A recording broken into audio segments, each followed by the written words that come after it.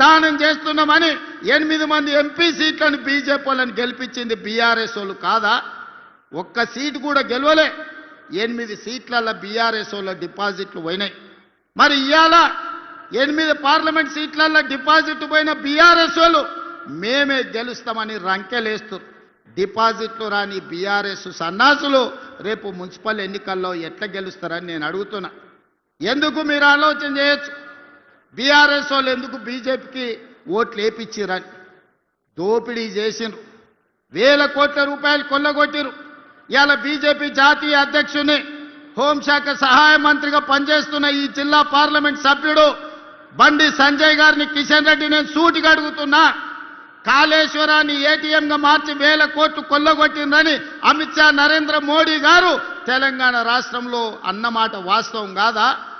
ఇవాళ కాళేశ్వరం మీద కమిషన్ వేసి అవినీతి లెక్కలు తేల్చి వీళ్ళని అరెస్టు చేయండి అని రాష్ట్ర ప్రభుత్వం శాసనసభలో చర్చ చేసి కేంద్రానికి పంపిస్తే సిబిఐ విచారణ ఈ రోజు వరకు ఎందుకు మొదలు పెట్టలే?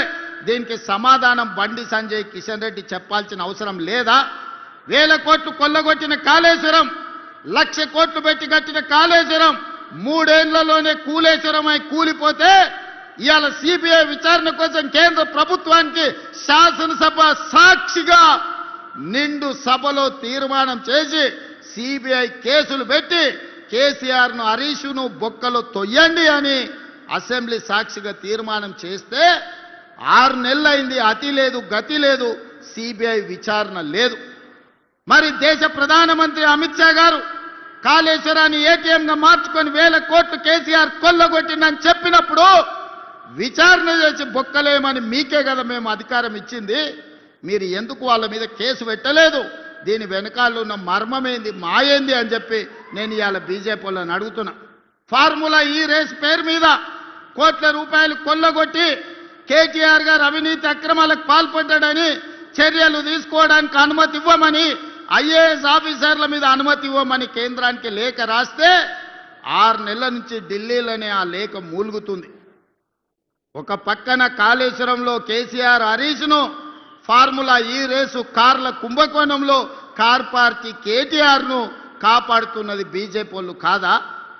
ఇవాళ బీజేపీ బీఆర్ఎస్ బంధం రేపు మున్సిపల్ ఎన్నికలలో కూడా ఉంటుంది.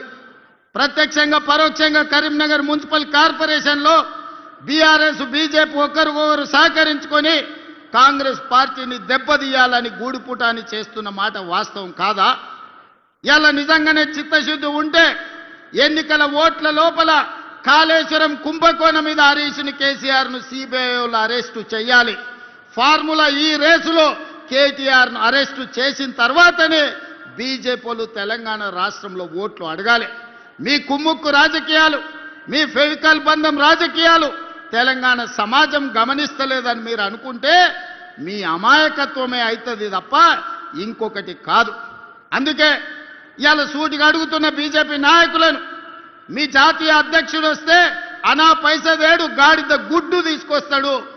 ఈ రోజు అవినీతికి పాల్పడ్డ బీఆర్ఎస్ వాళ్ళని మీరు కాపాడుకుంటూ మీరు ప్రొటెక్షన్ మనీ తీసుకుంటున్నారు వాళ్ళ దగ్గర. ఇవాళ మీరు కాపాడడానికి వాళ్ళ దగ్గర మీరు మామూలు వసూలు చేసుకుంటున్నారు తప్ప మీరు వాళ్ళని అరెస్ట్ చేసే పరిస్థితి లేదు. అందుకే మిత్రులారా, తెలంగాణ సమాజాన్ని ఆలోచన చేయమని నేను చెప్తున్నా. ఇవాళ బీజేపీ బీఆర్ఎస్ వాళ్ళు చీకటి ఒప్పందంలో భాగంగా కాంగ్రెస్ పార్టీని దెబ్బతీయాలని చూస్తున్నారు. 2 ఏళ్లలో మీరేం చేసిండ్రని మమ్మల్ని అడుగుతారు. నేను అడగదలుచుకున్న 10 ఏళ్ళు కేసీఆర్ ఏం చేసిండో, 12 ఏళ్ళు నరేంద్ర మోడీ ఏం చేసిండో లెక్క చెప్పండి. 2 ఏళ్లలో మేము ఏం చేసినామో శాసనసభలో లెక్క చెప్తా. ఒకవేళ మీకు ఈ వేదిక మీద నుంచి 2 ఏళ్లలో మేము ఏం చేసినామో ధైర్యం ఉంటే లెక్క రాసుకోండి. గుండె బగిలి సస్తారు బీజేపీ వాళ్ళు, బీఆర్ఎస్ వాళ్ళు, లెక్క రాసుకోండి అని చెప్పి నేను ఈ వేదిక మీద నుంచి చెప్పదలుచుకున్నా. విద్యార్థుల కోసం ఈ 2 ఏళ్లలో 70,000 ప్రభుత్వ ఉద్యోగాలు ఎల్బీ స్టేడియం సాక్షిగా, శిల్పారామం సాక్షిగా ఎన్నో ఏళ్ల నుంచి నీళ్లు నిధులు నియామకాల పేరు మీద తెలంగాణ ఉద్యమం జరిగితే నియామకాలు మీరు చేపట్టకపోతే ప్రభుత్వంలో 70,000 ఉద్యోగాలు మేము ఇచ్చినాం. 70,000 మంది తలలు లెక్క పెడతా. ఎల్బీ స్టేడియానికి ధైర్యం ఉంటే రమ్మని బీఆర్ఎస్ బీజేపీ వాళ్ళకు నేను సవాలు విసురుతున్నా. ఇవాళ మీరు బీసీ ఎస్సీ హాస్టళ్లు ప్రకటిస్తే 5 పైసలు ఇవ్వకపోతే ఎక్కడెక్కడనో రూములలో బాత్రూమ్ లేక పిల్లలు కష్టపడుతుంటే 100 యంగ్ ఇండియా ఇంటిగ్రేటెడ్ రెసిడెన్షియల్ స్కూళ్లు మంజూరు చేసి 20,000 కోట్ల రూపాయలతోని ఈ రోజు పనులు ప్రారంభించినాం. బుక్కెడు బువ్వ మీరు చక్కగా పెట్టకపోతే హాస్టళ్లలో చదువుకుంటున్న పిల్లలకు 40% ఈ రోజు మనము వాళ్ళ భోజనానికి రేట్లు పెంచినాం. 200% కాస్మెటిక్ ఛార్జీలు పెంచినాం. ఇవాళ ప్రతి విద్యార్థికి పాఠశాలకు వెళ్ళేవాడికి రేపటి నుంచి రేపు వచ్చే అకాడమిక్ ఇయర్లో బ్రేక్ఫాస్ట్ పెట్టాలని ఇవాళ నిర్ణయం తీసుకున్నాం. ఇవాళ ఇదే చొప్పదండిలో డిగ్రీ కాలేజ్ లేకపోతే మేడుపల్లి సత్యం అన్న మా యువకులు చదువుకుంటారు. డిగ్రీ కాలేజ్ ఇవ్వాలి అంటే ఇవాళ మీకు డిగ్రీ కాలేజ్ ఇచ్చినాం.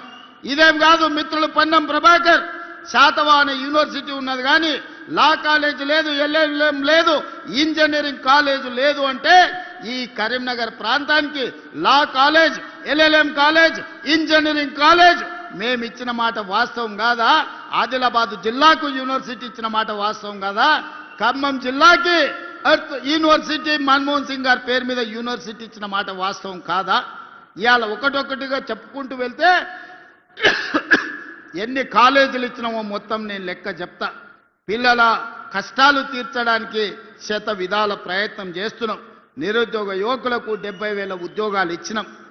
ఇవాళ రైతు రుణమాఫీ 25,35,000 రైతులకు 21,000 కోట్ల రూపాయలు 2 లక్షల రూపాయలకు లెక్క కట్టి రైతులకు రుణమాఫీ చేసి ఈనాడు 9 రోజుల్లోనే 9,000 కోట్ల రూపాయలు రైతు భరోసా తుమ్మల నాగేశ్వరరావు గారి నాయకత్వంలో ఈ రోజు వాళ్ళ ఖాతాలలో నగదు బదిలీ చేసింది నిజం కాదా? ఉత్త వ్యవసాయం మీదనే 1,15,000 కోట్ల రూపాయలు రైతుల కోసం ఈ రోజు మనము నగదు బదిలీ చేసినాం. రైతులకు ఉచిత కరెంట్ ఇస్తున్నాం. ఇవాళ రైతు బీమా పథకాన్ని మనం అమలు చేస్తున్నాం. అదే కాదు, ఆనాడు కేసీఆర్ అన్నాడు ఒరేసుకుంటే మీరు ఊరేసుకున్నట్టే అని. మిమ్మల్ని మాత్రం ఒరేసుకుంటే ఊరేసుకున్నట్టే అన్నాడు. ఆయన ఫామ్ హౌస్లో 150 ఎకరాల వరి పండిస్తే కావేరీ సీడ్స్ వాళ్ళు 4,000 రూపాయలకు క్వింటాలు కొన్నారు. పేద రైతులకు 2,000 కోసం కొనలేదు కానీ ఆయన వండించిన పంటకు మాత్రం 4,000 రూపాయలు ఇచ్చారు. నేను అడగదలుచుకున్నా, మనమేమో ఒడ్లు వండించినాం, ఆయన ఏమన్నా బంగారం పండించిండా? ఒరేసుకుంటే ఊరేసుకున్నట్టే అన్నాడు కదా. అలాంటి ఇదే రాష్ట్రంలో నేను వచ్చిన తర్వాత, ఇందిరమ్మ రాజ్యం వచ్చిన తర్వాత రైతులందరికీ చెప్పినాం, మీరు వరి పండించండి, సన్న ఒట్లు పండించండి, గిట్టుబాటు ధరనే కాదు క్వింటాల్కి 500 రూపాయల బోనస్ ఇచ్చి చివరి గింజ వరకు కొంటామని రైతులు పండించిన ప్రతి గింజ దేశంలోనే ఈనాడు 2 ఏళ్ల ప్రతి పంట అత్యధికంగా ఒడ్లు పండించిన రాష్ట్రం తెలంగాణ రాష్ట్రం. ఇవాళ రైతులు పండించిన పంట మనం కొనుగోలు చేస్తున్నాం. ఇవాళ కందులు కొన్నాం, మొక్కలు కొన్నాం, జొన్నలు కొన్నాం. ఇవాళ రైతు పండించిన పంటలు మనం కొంటున్నాం. రైతులకు ఒక భరోసా ఇచ్చినాం.